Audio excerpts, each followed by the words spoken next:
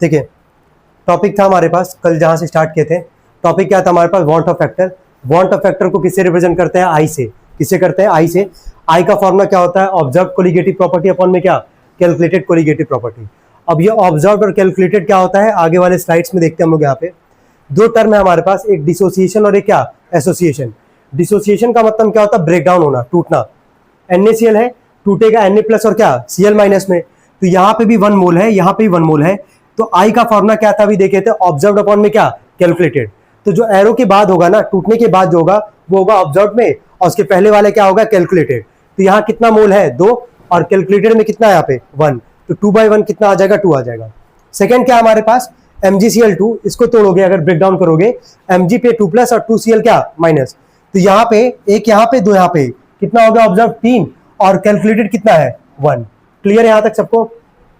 और भी बहुत सारे एग्जांपल ले सकते हो। इसमें याद क्या रखना है कि जब भी डिसोसिएशन होगा, अच्छा ये कैसा डिसोसिएशन है? 100%।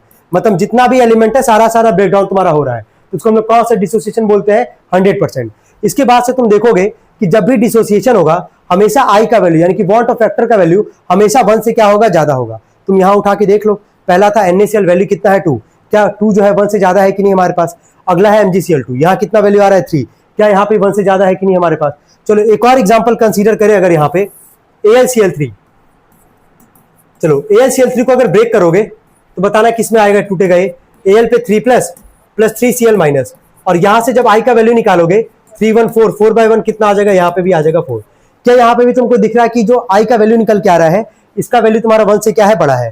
क्लियर है? वांट ऑफ फैक्टर क्या है? मतलब डिसोसिएशन सबको समझ में आ रहा क्या था? इसके बाद एक टॉपिक पढ़े थे हम लोग, एसोसिएशन। एसोसिएशन में क्या होता है? मॉलिक्यूल्स कंबाइन करेगा, एक सिंगल प्रोडक्ट तुमको देखने को मिलेगा। तो यहाँ 2 मोल है CH3COOH का, जिसका नाम इथेनोइक एसिड होता है। क्या नाम होता है? Ethanoic acid. और यहाँ तुमको कितना मोल देखने को मिल रहा है? 1 मोल। कितना मोल? 1 मोल। तो ये हो गया ऑब्जर्व्ड। अब ऑब्जर्व में तुमको यहाँ कितना दिख रहा है? 1, और कैलकुलेटेड कितना यहाँ पे? 2, 1/2। अच्छा 1/2 को अगर तुम आगे सॉल्व करोगे कितना आ जाएगा? 0.5। कितना आएगा? 0.5। एक और लिखा गया 3A जो है वो कन्वर्ट हो रहा है A3 में। तो ऑब्जर्व कितना है? 1, और कैलकुलेटेड कितना है? 3, 1/3। इसको जब सॉल्व करोगे कितना आएगा? 0.33 जो भी है। अब यहां देखना जरा, क्या आई का वैल्यू तुम्हारा सब में क्या 1 से छोटा आ रहा है कि नहीं आ रहा है? आ रहा है यहाँ पे। तो जब एसोसिएशन होगा तो हमेशा आई का वैल्यू जो होगा 1 से क्या आएगा? छोटा आएगा, और जब डिसोसिएशन होगा तो हमेशा आई का वैल्यू 1 से क्या आएगा? बड़ा आएगा। ठीक है, कल यहां तक हम लोग देखे थे। एक लास्ट में तुम लोग को नोट करना है, सब लोग नोट डाउन करें पहले इसको जल्दी। ये फॉर्मूला है,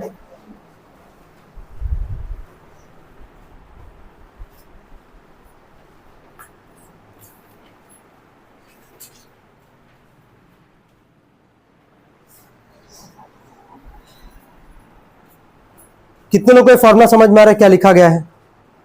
देख लो एक बार। P0 माइनस P upon P0 equal to Xi2, ये किसका फॉर्मूला था? RLBP का। बस यहाँ मल्टीप्लाई क्या किए? वांट ऑफ फैक्टर से मल्टीप्लाई किए हैं। जितना भी फॉर्मूला हम लोग पढ़े कोलिगेटिव प्रॉपर्टी में, सब में किसका इस्तेमाल बस हो रहा है? वांट ऑफ फैक्टर का। सारा फॉर्मूला तुमको सेम ही दिखेगा। डेल्टा TB याद आ रहा है? एलिवेशन इन क्या? Boiling point. क्या फॉर्मूला था? KB इंटू में क्या? M, और यहाँ फिर से किससे मल्टीप्लाई कर दिया? I से। डेल्टा TF डिप्रेशन इन क्या? Freezing point. KF इंटू में M या फॉर्मूला था, और इंटू में यहाँ पे क्या मल्टीप्लाई कर रहे हैं? I से। कल पढ़े थे ये क्या? ऑस्मोटिक प्रेशर, पाई बराबर क्या था? CRT, और मल्टीप्लाई किसे कर दिया? I से। बस यही है तुम्हारा, नोट करना। यही था थ्योरेटिकल पार्ट पूरा इस चैप्टर का।